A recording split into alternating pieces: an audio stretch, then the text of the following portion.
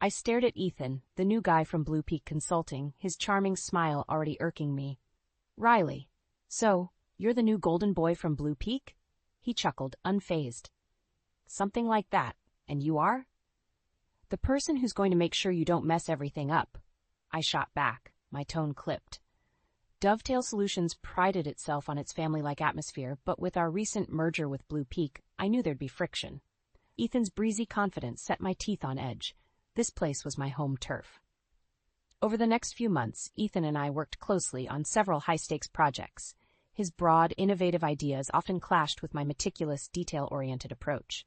Heated discussions turned into long nights poring over reports, fueled by greasy takeout and shared stories of our upbringings. Gradually, begrudging respect seeped in. Ethan's charisma was undeniable, and I found myself drawn to his relentless optimism. Our professional partnership evolved into something deeper, a bond forged through the trenches of corporate warfare. 2 years later, we married in a small, intimate ceremony. As my career soared and I became a senior director, Ethan remained a manager. Tension simmered beneath the surface. People see me, and they see your husband. Not Ethan the manager, just Mr. Riley. He grumbled one night over takeout containers littering our living room. I squeezed his hand, trying to reassure him. This is our success, Ethan. We're a team, remember? But cracks were already forming in our once unshakable partnership. I should have seen the signs earlier, but I was too blinded by Ethan's charm. The late nights at the office took a toll, not just on our workload, but on our relationship. We grew closer, sharing stories over greasy burgers and fries, laughing at inside jokes no one else understood. You know, you're not so bad, Riley, Ethan said one night. His tie loosened as we pored over financial projections. For someone so uptight, that is. I rolled my eyes, trying to hide my smile.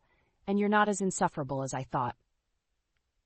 That was our dynamic, constant back and forth, challenging each other at every turn. But there was an undeniable chemistry, a spark that kept us going late into the night, but fueled by ambition and maybe something more. It wasn't until our first major account review that the cracks began to show. Ethan stumbled through his portion of the presentation, glossing over crucial details I'd drilled into him. If I may, I interjected smoothly, our strategy also includes adaptive risk management and real-time analytics to mitigate. You just can't resist taking over, can you? Ethan snapped, his cheeks flushed. I recoiled, stunned by his outburst in front of the client. But I powered through, deftly addressing their concerns while subtly undermining Ethan's credibility. After that day, something shifted between us. The late nights grew tenser, our banter edgier. I started noticing little things, assignments being reassigned without my knowledge, my performance metrics dipping inexplicably. Ethan, why is our workload so uneven lately? I asked one evening as we worked late, yet again. It's like you're offloading everything onto me. He shrugged, not meeting my gaze. We're a team, right? What's mine is yours. But I knew there was more to it, so I started digging, combing through reports and client feedback. And what I found made my blood run cold. A systematic pattern of my top clients being redirected to Ethan's accounts. The evidence was damning, emails with my forged signature, spreadsheets manipulated to boost his numbers at my expense. I confronted him, anger and hurt swirling within me. Explain this, I demanded, slamming the stack of documents on his desk. Why are my clients suddenly being assigned to your team without my consent? Ethan's face paled, but he quickly regained his composure. You're imagining things, Riley. Maybe you just can't keep up. His words cut deep, but I was done playing games. I gathered every shred of proof, determined to expose his deceit once and for all. If Ethan wanted to play dirty, I'd make sure he paid the price.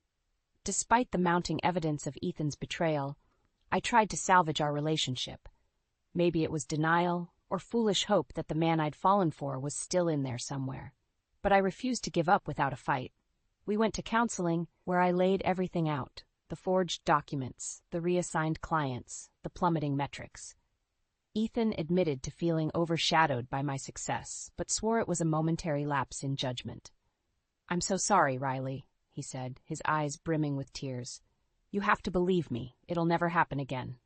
Against my better judgment, I wanted to trust him. We renewed our vows in a small ceremony, promising to rebuild our partnership on a foundation of honesty and mutual respect. For a while, things seemed better. Ethan was present, attentive, and his performance improved. I started to let my guard down, allowing myself to hope we'd make it through this storm stronger than ever. Then the unthinkable happened.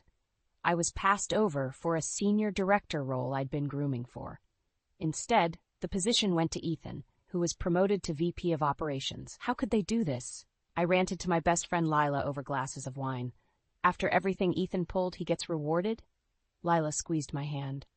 I'm so sorry, Rye, but you know this place. Connections mean everything. Ethan probably just has the right allies. I wanted to believe it was just corporate politics at play. But deep down, I knew the truth. Ethan had sabotaged me again, this time more thoroughly than ever. The final straw came during a make-or-break presentation for a lucrative international client. I'd prepped Ethan extensively, drilling him on every possible scenario. But when the tough questions came, he faltered, stumbling over basic details. If I may, I interjected smoothly, shooting him a pointed look. Our adaptive analytics platform is designed to provide real-time insights, mitigating risks, and... Enough, Riley, Ethan exploded, his face flushed with rage. I've got this. But it was clear to everyone in that room that he didn't. The client rep, Jessica Marshall, leveled a withering gaze at him. Mr. Bennett, it seems you're struggling with the fundamentals here. Perhaps we should reconvene when you're better prepared. As they filed out, Ethan turned on me, his eyes blazing with fury. Happy now? You just couldn't let me have this one moment, could you? I met his glare, my own anger simmering. You brought this on yourself, Ethan. I tried to help you, but you were too arrogant and insecure to listen. His face contorted with rage, and for a split second, I wondered if he might strike me. But he just shook his head in disgust and stormed out, leaving me alone to clean up his mess once again. After the disastrous presentation, things only got worse between Ethan and me. We could barely be in the same room without tensions flaring. What little remained of our marriage had withered, poisoned by resentment and mistrust. But I refused to back down at work. I poured myself into my projects, determined to prove my worth and reclaim the success Ethan had tried to steal from me. Late nights at the office became the norm as I immersed myself in analytics reports and client strategy sessions. Lila noticed the strain immediately. "Ree, you look like hell. When's the last time you got a decent night's sleep?" I waved her off, chugging another venti latte. "I'm fine, just working hard to get back on track." Her brow furrowed with concern. "Is this about Ethan's promotion? Because you know that was a total sham, right?" I forced a tight smile. "Don't worry about me. I've got this under control." But I didn't have it under control. Not at all. No matter how hard I worked, how many extra hours I put in, my performance metrics kept plummeting. Crucial clients and high-profile projects were being systematically reassigned to Ethan's team without my knowledge. One night, as I burned the midnight oil updating financial models, an email notification pinged on my laptop. It was from HR, approving the transfer of the Zephyr Technologies account, one of my biggest clients, to Ethan's portfolio. White-hot fury coursed through me as I realized the truth. Ethan was undermining me again, sabotaging my career in his relentless pursuit of success. This time, he wasn't just forging documents, he was manipulating the entire system. I stormed into his office, slamming the damning email printout on his desk. "Care to explain this?" I seethed, struggling to keep my voice steady. Ethan had the audacity to feign innocence. "Explain what? It's just a routine account transfer, Riley. No need to overreact." "Don't play dumb with me," I exploded. "You've been systematically stripping me of my clients and workload to make yourself look good." Just like before. For a split second, the mask slipped, and I saw the ugly truth in his eyes. The bitterness, the resentment, the twisted sense of entitlement that drove his actions. But just as quickly it was gone, replaced by that smarmy grin I'd once found charming. "You're just paranoid, babe. Maybe if you pulled your weight a little more, you wouldn't feel so threatened." His words hit like a physical blow, leaving me reeling. How could the man I'd loved, the partner I'd built a life with, treat me with such callous cruelty? I wanted to scream, to hurl every vile insult I could muster. But I knew that would only give him more ammunition. So, with a Herculean effort, I reined in my fury and met his gaze with steely resolve. This isn't over, Ethan. Not by a long shot. Turning on my heel, I stormed out, my mind already whirring with how to expose his deceit once and for all. He wanted to play dirty? Fine, I'd make sure he paid the ultimate price. With Ethan's betrayal laid bare, I knew I had to act quickly before he buried me completely. I gathered every shred of evidence I could find, the forged emails, the manipulated client reports, the discrepancies in project assignments. It was all there, a damning paper trail of his deceit.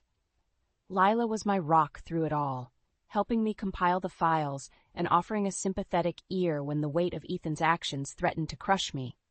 "That bastard!" she seethed as we pored over the documents late one night.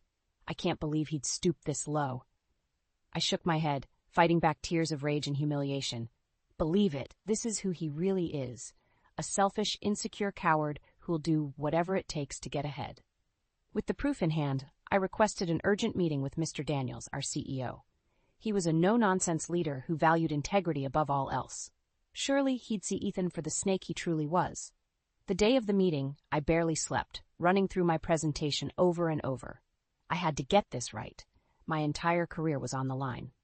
When I finally stood before Mr. Daniels, the weight of the moment nearly crushed me, but I pushed through, methodically laying out the evidence, pointing out each discrepancy, each forged signature, each reassigned client that had crippled my performance. To his credit, Mr. Daniels listened intently, his expression growing more grave with every revelation. When I finally finished, he leveled his piercing gaze at me. "Miss Bennett, these are extremely serious allegations. Do you have proof to substantiate your claims?" Without a word, I slid the thick file across his desk. He flipped through it, his frown deepening. Just then, the door opened, and Ethan strode in, that trademark smirk plastered across his face. "Sorry I'm late, everyone. What did I miss?" Mr. Daniels fixed him with an icy stare. "Mr. Bennett, can you explain why these client transfers and project reassignments were made without proper authorization?" For a split second, Ethan's mask slipped, revealing the panic simmering beneath. But he quickly regained his composure, letting out a nervous chuckle. "This has to be some kind of mistake, sir. I would never." "No mistake," I cut him off, unable to contain my fury any longer. "You've been sabotaging me for months, undermining my work, forging my signatures, all to make yourself look better. And here's the proof." I shoved the file towards him, daring him to deny the mountain of evidence staring him in the face. Ethan paled as he flipped through the documents, his hands trembling. Mr. Daniels slammed his palm on the desk, making us both jump. "Enough of this. Mr. Bennett, you're suspended pending a full investigation.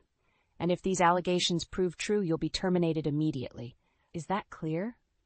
Ethan opened his mouth, but no words came out. He simply nodded, his eyes downcast in defeat. As he slunk out of the office, I finally allowed myself a small, grim smile. The tides had turned, and Ethan was about to learn a brutal lesson about the price of betrayal. With Ethan suspended pending investigation, I thought I'd finally get some relief. But the storm was far from over. If anything, it was just the calm before the real tempest hit. Despite the damning evidence against him, Ethan still clung to his delusions of grandeur. He swanned around the office like nothing had happened, shooting me smug grins whenever our paths crossed. "Don't get too comfortable, Riley," he sneered one day as we passed in the hallway. "This is just a minor setback." I fought the urge to slap that arrogant smirk right off his face. "Keep telling yourself that, Ethan. The truth always comes out in the end." His eyes narrowed, but he didn't respond, just brushed past me with that infuriating swagger of his. I could practically feel his disdain radiating off him in waves. A part of me hoped he was right, that this was all just a big misunderstanding, and the man I'd once loved was still in there somewhere. But the larger, more pragmatic part knew better. Ethan was rotten to the core, a malignant narcissist who saw me as nothing more than an obstacle to be crushed. The real test came a few weeks later when we were scheduled to pitch a major international client. It was a make-or-break deal, one that could secure our firm's future for years to come. Naturally, Ethan insisted on leading the presentation, despite being under investigation. "This is my account, Riley," he said, puffing out his chest. "I've been prepping the team for months. You'd only get in the way." I wanted to protest, to point out how he'd fumbled the last major client meeting. But Mr. Daniels had made it clear, We needed to put on a united front, at least until the investigation concluded. So I gritted my teeth and let Ethan take the lead, prepping him extensively on every possible scenario and objection. Maybe, just maybe, he'd finally get it right this time. The day of the presentation, I could sense the tension as soon as we entered the conference room. Jessica Marshall, the no-nonsense client rep who had witnessed Ethan's meltdown before, eyed him warily from across the table. For the first half hour, Ethan stuck to the script, breezing through the high-level concepts and projections. But then, the tough questions started rolling in, the kinds that required deep technical knowledge and strategic thinking. And just like before, Ethan crumbled under the pressure. So how exactly would your risk mitigation protocols adapt to fluctuations in the Asian markets? Jessica pressed, her eyes boring into him. Ethan stammered, his carefully rehearsed facade cracking. Well, you see, our platform utilizes cutting-edge algorithms too. He trailed off, his eyes darting around the room in desperation. I could see the client's interest waning by the second. Enough was enough. I wasn't about to let this arrogant fool torpedo the company I'd poured my life into. Squaring my shoulders, I leaned forward. If I may, I interjected smoothly. Our adaptive risk analytics employ real-time data modeling to anticipate market fluctuations and dynamically adjust our mitigation strategies accordingly. I laid it all out, the robust testing protocols, the seamless integration with our clients' existing systems, the proven results from our pilot programs. With each point, I could see Jessica's skepticism melting away, replaced by keen interest. By the time I'd finished, Ethan looked like he'd been hit by a truck. His face was beet red, his jaw clenched so tightly I thought his teeth might shatter. As we filed out, he grabbed my arm in a vice-like grip, his eyes burning with impotent rage. "You just couldn't let me have this one moment, could you?" he hissed. "You had to swoop in and undermine me in front of everyone." I met his glare with stony resolve. "I was cleaning up your mess, Ethan. Again. Maybe if you'd actually listened during our prep session instead of coasting on blind arrogance, you could have handled those questions yourself." His grip tightened until it was nearly unbearable. For a split second, I wondered if he might hit me. But then his whole body seemed to deflate, the anger replaced by something far more chilling, cold, bitter hatred. Releasing my arm with a contemptuous shove, he turned and stormed off, leaving me to pick up the shattered pieces of his failure once more. After the disastrous client meeting, Ethan went into full meltdown mode. He ranted and raged to anyone who would listen, spinning wild tales about how I'd conspired against him, sabotaging his efforts at every turn. "She's been out to get me from the start," he'd snarl, spit flying from his lips. Couldn't stand the fact that I was more talented, more qualified for those big roles. His delusions knew no bounds. I was the one who'd built my career from the ground up, through blood, sweat, and tears. Not him. He was just a smooth-talking con man who'd schemed and cheated his way to the top, cutting anyone down who got in his way. But for all his bluster, the truth was rapidly catching up to him. Mr. Daniels had tasked an internal audit team to comb through our records, and the evidence they uncovered was utterly damning. Forged contracts, manipulated invoices, diverted client accounts, the extent of Ethan's deceit knew no bounds. He'd orchestrated an elaborate web of lies and misdirection, all to inflate his own performance at my expense. When Mr. Daniels called us into his office, I could tell he already knew the score. His face was grave, his eyes shining with a mixture of anger and disappointment. "Mr. Bennett, Miss Riley," he began, his voice heavy. "The findings from the internal audit are disturbing, to say the least."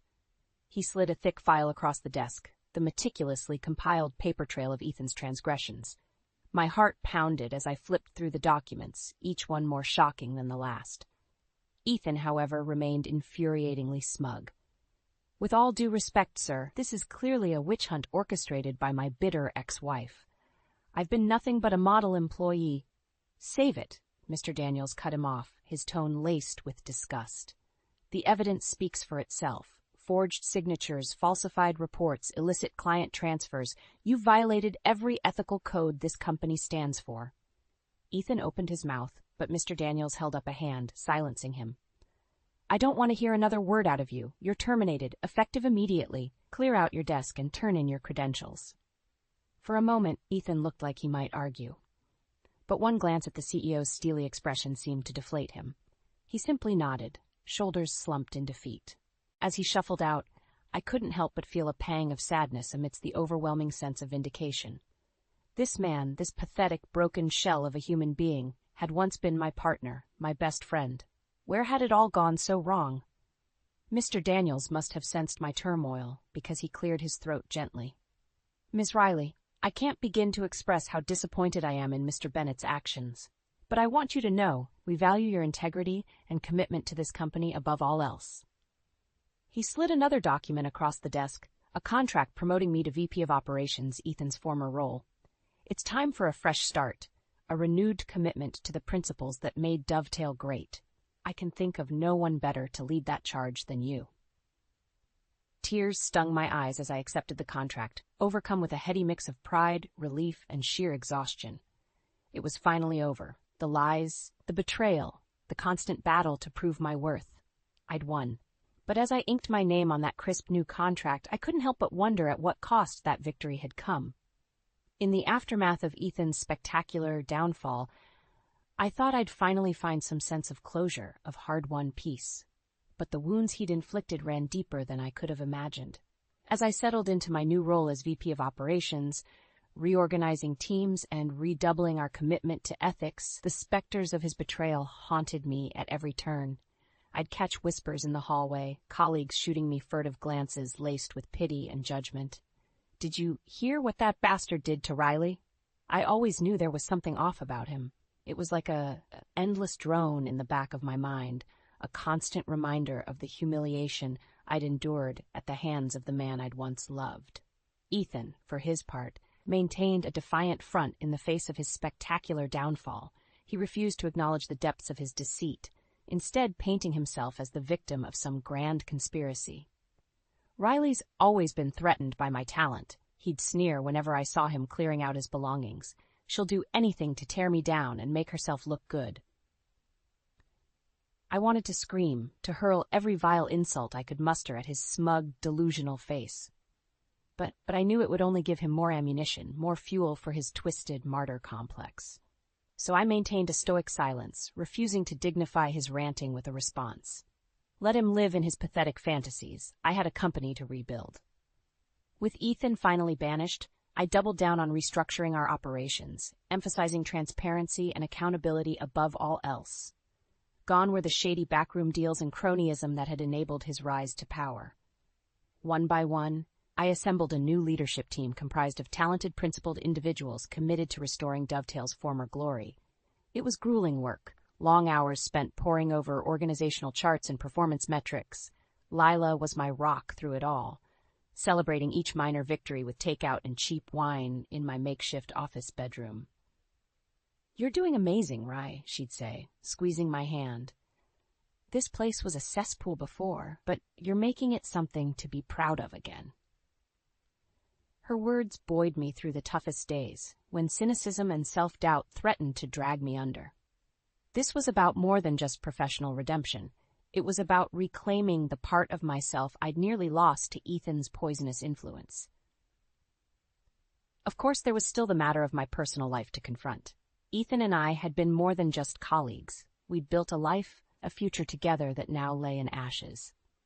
As the dust settled and the raw fury subsided, I knew we'd have to face the inevitable. It was a crisp fall evening when I requested that final meeting, the one I'd been dreading for months. Ethan swept into the sterile conference room, his cockiness dimmed but that infuriating smirk still firmly in place. "Well, well, if it isn't the conquering hero herself," he sneered as I entered. "To what do I owe this pleasure, Miss VP?" I leveled my gaze at him, mustering every ounce of strength and composure. "Ethan, this isn't just about work, it's about us. What's left of us, anyway?" His bravado faltered, just for a moment, before the mask slipped back into place. "Oh, I see. You just couldn't resist one last chance to rub my face in your victory, could you?" I shook my head, suddenly bone-weary from the weight of it all. "You still don't get it, do you?" I said softly. "This was never about winning or losing. It was about trust, Ethan, and after everything you've done, that trust is broken beyond repair." For a fleeting instant, I saw a flicker of something in his eyes, regret, maybe, or a glimmer of the man I'd once adored peeking through the ruins, but it was gone in a blink, smothered by that impenetrable veil of ego and denial. "Is that really what you think?" he muttered, unable to meet my gaze. "You know what? Don't answer that." With that, he turned and left, disappearing from my life as abruptly as he'd entered it all those years ago. And this time, I knew there would be no resurrection of the past, no rekindling of the love that had burned so bright before his betrayal snuffed it out. It was over, truly and finally over. And as I watched Ethan's retreating form, I felt an unexpected wave of sadness wash over me, not for what we'd lost, but for the man he could have been, the partner he should have been. But those regrets belonged to the past now. I had a future to build, one founded on the hard-won lessons born from his lies and manipulations. As I stepped back into the bustle of the office, my team's voices and laughter echoing through the halls, I felt a surge of pride and renewed purpose. This was my path, my redemption story, and I wasn't about to let Ethan Bennett's ghosts haunt me any longer.